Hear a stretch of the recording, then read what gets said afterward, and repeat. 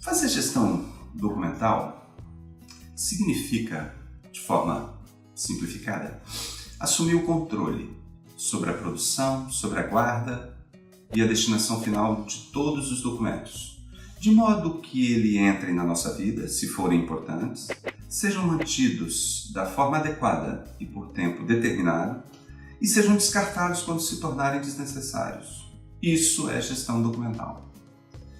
Para isso, primeiramente é importante compreender que os documentos com os quais nos relacionamos, eles são como nós, atravessam fases durante sua vida, constituindo um ciclo que é composto basicamente de 3 momentos: o arquivo corrente, o arquivo intermediário e o arquivo histórico ou permanente.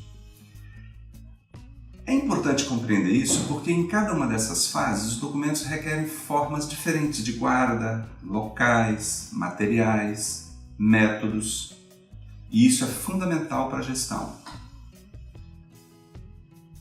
Assim que surgem os documentos até cumprirem a sua função inicial, constituem o que nós chamamos de arquivo corrente.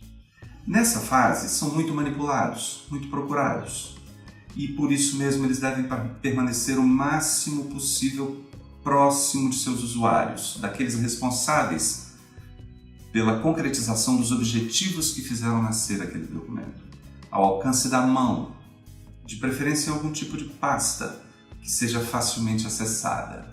Isso se chama arquivo corrente. Mas, uma vez que essa missão inicial que fez gerar o documento já foi cumprida e o documento gerou os devidos efeitos, a frequência de uso e de manipulação desses documentos cai muito rapidamente. E muitas vezes ele em pouco tempo já pode ser eliminado sem causar nenhum problema. Mas em alguns casos, depois desse primeiro momento nos arquivos correntes, aquele documento gera, depois de ter sido criado, alguns outros efeitos que nós chamamos de secundários.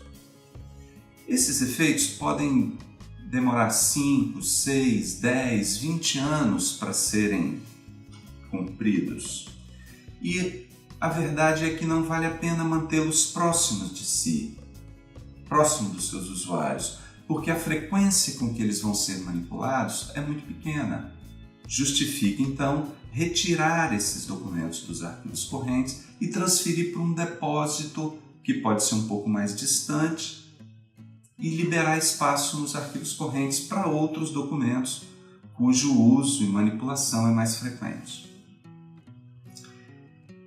Esta característica, então, dos arquivos intermediários é muito importante entender. Os documentos vão ficar mantidos por um prazo um pouco mais longo e a frequência de uso deles vai ser muito pequena. Nessa fase, é muito importante tomar 2 medidas. Primeira, retirar os documentos das pastas em que eles estavam no arquivo corrente e transferir para dentro de caixas com etiquetas de identificação, que mostram o conteúdo dos documentos. Isso vai permitir um aproveitamento bem maior do espaço de arquivamento, porque pastas, sobretudo pastas AZ e pastas suspensas, se forem colocadas diretamente dentro de caixas, vão exigir caixas de modelos fora do padrão, de dimensões um pouco maiores, e isso vai dificultar o aproveitamento dos espaços nas estantes que normalmente constituem os arquivos intermediários. A segunda medida muito importante é que todos os documentos, ao deixarem o arquivo corrente e ingressarem nessa segunda idade chamada de arquivo intermediário, já necessitam ter o seu prazo de guarda e o seu destino final estabelecido. Essas 2 providências são muito importantes, eu diria que são fundamentais para evitar que surja o tal do arquivo morto. Porque o arquivo morto é resultado justamente dessa indefinição quanto ao futuro desses documentos. Eles deixam o arquivo corrente, que muitas vezes as pessoas chamam de arquivo ativo, e são simplesmente transferidos para um depósito sem destino definido, sem prazo de guarda, e que as pessoas normalmente chamam de arquivo inativo. Se for feito dessa maneira, é praticamente certo que aquilo vai se transformar num arquivo morto, sem destino definido, sujando os documentos, mantendo os documentos sem acesso e causando muita dificuldade para os administradores. A terceira fase do ciclo de vida do documento é o arquivo histórico, também chamado de arquivo permanente. De todos aqueles documentos que surgiram lá no arquivo corrente, uma boa parte foi eliminada já logo depois, uma outra parte bastante substancial foi compor o arquivo intermediário para cumprir algum prazo, esperar por precaução alguma definição. De todo esse acervo, uma pequena parte vai constituir o arquivo histórico, vai ser preservada. É que, nesse momento, essa pequena parte dos documentos constitui a memória daquele indivíduo ou daquela instituição que gerou, que acumulou aquele documento.